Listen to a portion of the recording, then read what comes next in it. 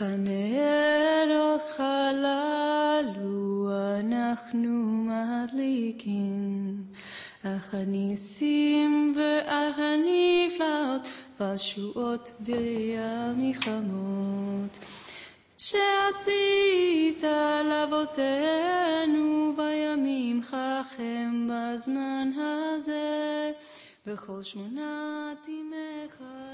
Hi, this is my like homemade menorah here. Yep. So these are the cups from tea candles. And when you buy tea candles, they come in these cups. And all you do is you just take them out. Put them in, take them out. And these are the cups. And you can use these cups for an oil menorah, which when I actually celebrate Hanukkah, that's probably what I'll be using. You just need to buy floating wicks, which you can probably get at any Judaica store or even craft stores, but probably the best deal you can get would be on the internet. So you would fill that with oil and then you add your wick according to whatever instructions come on the pack, and then you light the wick once it's in there, and you'll have a real oil menorah. An alternative to the tea candle cups or the tea candles is actually just like a votive candle holder, some kind of candle holder like this that is heat resistant, and you can add the oil into that and line them up if you had 8 of them, and then put your floating wick in there and light it. Now that would be nicer than just tea candle cups. Another thing, these are 8-hour tea candles. Here I have a 4-hour tea candle, and they actually give a nicer light, these smaller ones, because there's less of a shadow. Like, let's say you have this only half full, you have the entire top half that will cast a shadow on the light, so it won't be very bright, but it's brighter with these smaller ones. But anyway, I'm using these 8-hour ones as an example just to show you. So yeah, I'm using this lotus candle holder. It's shaped like a lotus, or a water lily, or just kind of like a lily. And in Israel, you call the lily Shoshan, Hebrew, and it comes from the word for 6. Because it's a 6-pointed flower, the lily. And the lily is a symbol of Israel. And I believe, and there are other people who believe, that the origin of the Star of David comes from the lily. So if you look at it this way, from this direction, it kind of looks more like the Star of David if you just look at the edges. Anyway, so I like to use that for my menorah. And it's resting on, actually this is a baking tray that is not being used for baking. So if you have like a cookie sheet, and this is turned upside down just so there will be less heat directly on the table and it's a bit safer. So if you have like a silver serving platter, or like some, a big serving platter from like Thanksgiving, that you can just designate for Hanukkah and just use it only for your menorah, or you can just buy something at the store, even like long Pyrex dishes or Corningware, something that's safe to put this in, because these tea candles can get pretty hot.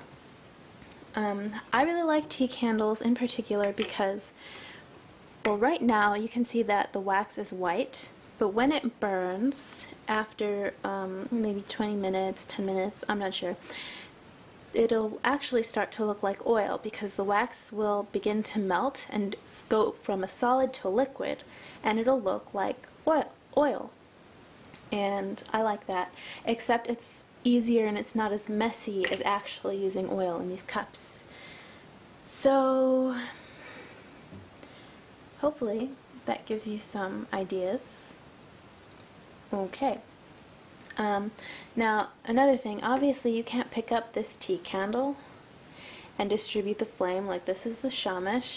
The shamash just has to be different from the actual Hanukkah lights. So there's only 8 Hanukkah lights, and the 9th is the helper candle. Now usually if you have a menorah with candles like this, you can just pick up your shamash and then light the others. But it's not practical at all to pick up a tea candle shamash and distribute the flame that way. So you need yet another candle to help distribute the flame like this, or even something this big. Okay, so that's that. Now I'm going to do a video on the blessings for Hanukkah and also the main songs. Okay, and I want to add one more thing, is that if you use candles or tea candles, there are special Hanukkah candles that you can buy, and they light really quickly, and they don't and there's no liquid. They just evaporate right away. I think they're called no drip candles that you can buy. But anyway, as you can see, my shamash has already been lit. The wick is black. This is a fresh tea candle. You can see the wick. If you use candles at all, you know that sometimes with certain candles, it's hard. It takes a few seconds to actually light a fresh wick, but an already used wick will light like instantly as soon as the flame touches it. So what I like to do is, even before you officially start lighting your Hanukkah candles, is just to light that wick, or light whatever wicks you need to do, then blow them out, and then just leave the candles until you're ready to actually do your little Hanukkah ceremony. So it's a lot easier if you've already got them pre-lit. That way you won't have any muss or fuss about actually lighting them. But if you use fresh candles, you're gonna, sometimes you have to struggle a bit to get it to light. So it's better if you have it kind of pre-lit like this. Anyway, so that was just a quick video, like how to, if you want to make your own menorah really easily and without spending a ton of money, you can just use the tea candles. It's really good. I actually, like I said earlier, the 4-hour ones are a bit nicer. I mean, it really is that easy. It's not a big deal.